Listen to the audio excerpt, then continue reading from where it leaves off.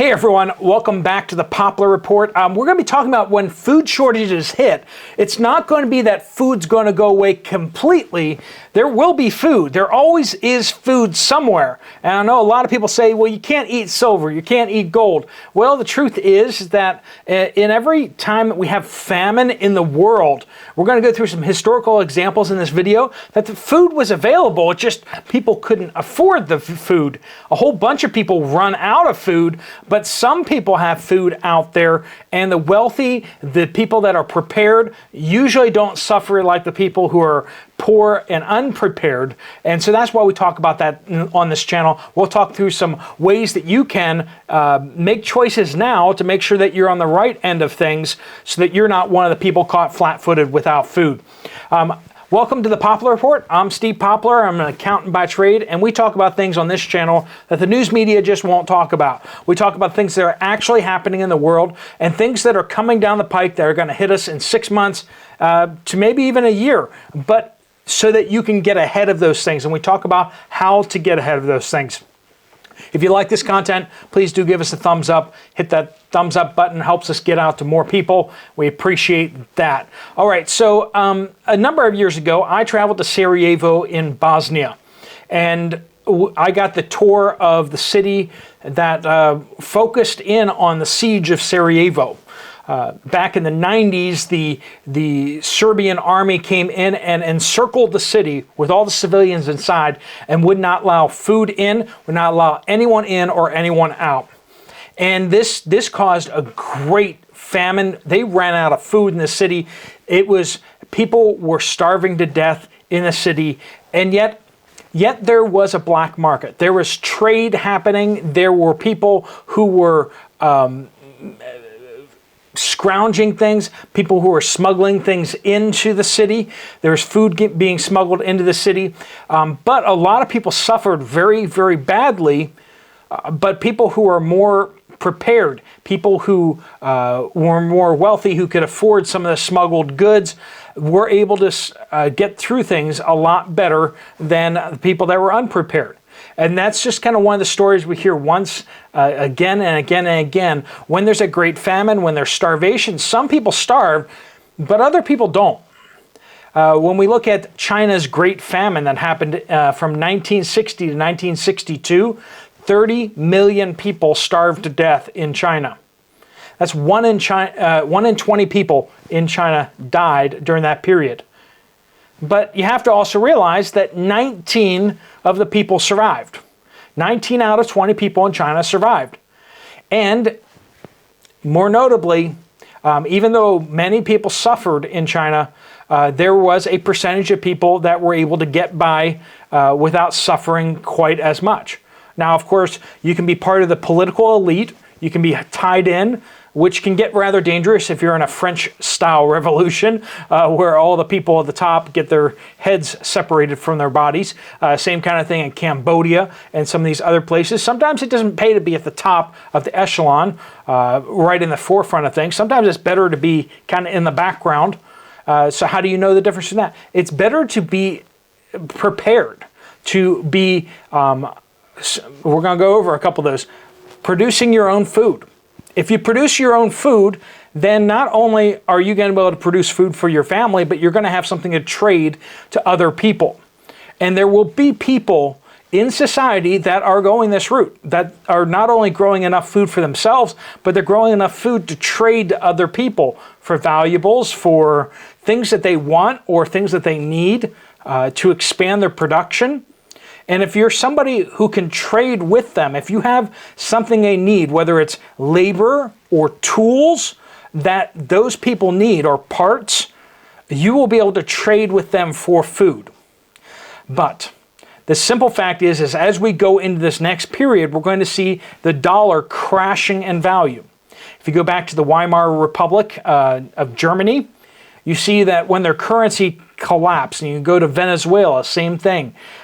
People who are growing their own food do relatively well. People who aren't don't do so well. Now, people in a lot of these cities sometimes can do rather well because the government is enforcing by going out into the farmers' fields and such and stealing all of their food and bringing it to the city to distribute it. So if the political class, if the military has a vested interest in supplying the cities and wants to starve out the towns and villages out there, that's something that's happened in Venezuela. Same kind of thing in some places like Cambodia, same thing in China. They focused in on providing for the people in the cities, and it was the people out in the fields, out in the villages, that were the ones most likely to starve because they'd work hard to grow food, but then the troops would come in and steal all of the food. This is just being able to grow your own food, but do it kind of covertly, seems to be one of the best strategies out there. Another great strategy is to stockpile enough of your own food. Food that will do well for you and your family and can be hidden a lot easier than a field. Sometimes you know, satellite photos, drones can detect your fields, and they can be troops can be guided into your location to take those crops when they come in. And that's a big problem with growing food outside, whereas if you have food stockpiled in your home or buried or that type of thing, you can potentially have food in the hard times. Then another strategy is to have something to barter with. Now you can have things that people are going to need, whether you're the toilet paper baron or whether you have toothpaste or other things. As everything gets more expensive, things are going to go up in value kind of commensurately with other things. Now, I will say this, though. Barter items, including gold, silver, platinum, once you have your house stuffed to the gills full of stuff, you're going to have to find something that's a little more, has value, that is condensed, that is more dense in value, like silver, gold, or platinum. You know, people say, well, how much silver should I have? Well, you should have as much silver as you can have until you get to the point where you don't have any more space. Then you should probably buy gold, which is much more compact in value, but is also great for that, for, you know, if you need to shove your pockets full of stuff, full of value to go on the road, gold will have a lot more value than if you stuff your pockets full of rice, so to speak. But also labor. If you have skills, if you have things that you can do, whether it's repairing certain types of machinery or all machinery in general, or if you have medical skills that people will need. Even though they may not be able to pay you in dollars, they may be able to trade things of value to you in order to get those skills from you. So just thinking through what skills might I have that people will absolutely need, individuals, families will need, if there is a great crisis, if there is a collapse in dollar and they can't go to the hospital. Maybe you can do house calls if you're a doctor or registered nurse or something like that. I know there's rules against that at this point, but when people get desperate, they may not really care about rules so much. They may be willing to give you some food in return for you making a house call to check up on someone who's sick. Being able to do those type of things without having a facility or licenses and stuff like that, you may need to be able to work in order to earn food or to make things that you can trade with. So we can do a number of different things. There's so many ways of being valuable, having things that are value, and just flat out having all the things that you need. Those are different strategies that accomplish the same goal, and some are better than others, but if you have stockpiled food, you can always trade that food for other things that you need. But being part of community so that you can trade freely, you can trade with trusted people, is a very valuable thing to have. And we talk about all these things, and we've been talking about all these things. Developing your network, developing your worth, skills, developing your stockpile, which is one of the easiest ways to do it, and developing your skills and your facilities at your home to grow food.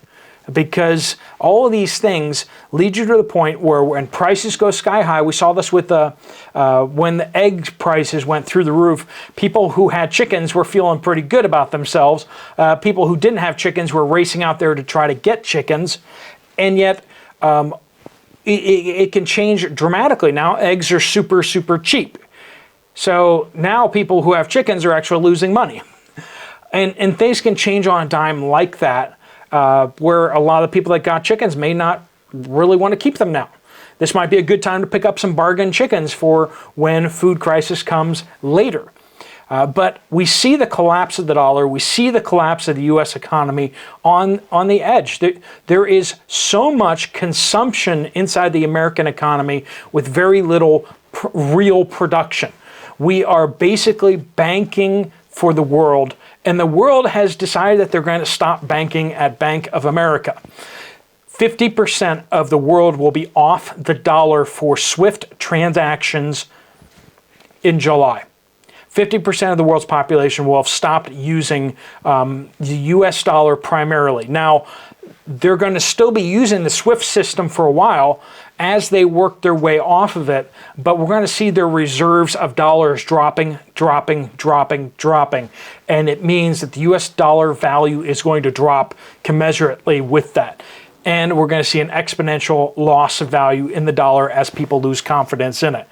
We're on the very verge of that. We're on the early stages, and yet, what have you seen on your store shelves? I was looking at stuff. I was like, I want to get some Taco Bell sauce from Walmart, and they're selling it for $1.80 something a bottle. And I'm like, I remember when those bottles were $1. That wasn't many years ago, and yet now they're $1.80. That's almost double the price they were just a few years ago.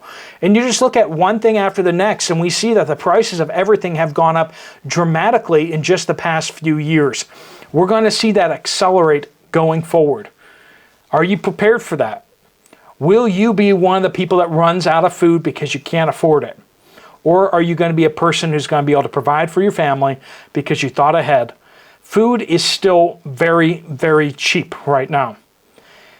If you look at how much effort and time it's going to take to grow your own food at your home, and then you look at how much it will cost to buy a year's supply of rice and beans from Walmart, it's really ridiculous. You can still stock up for about a year worth of food for $500 to $700, depending on how cheap you're willing to go on things.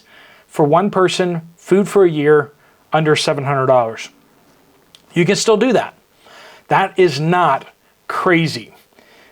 That is something that we can all do. I mean, I'm not saying you can go out there and drop $700 per person in your family right now, but what you can do is you can start stocking up. You can spend an extra $20 per person of your family per week, maybe, and buy up some more of that rice and beans as you go, and figure out a way to kind of work that into your budget.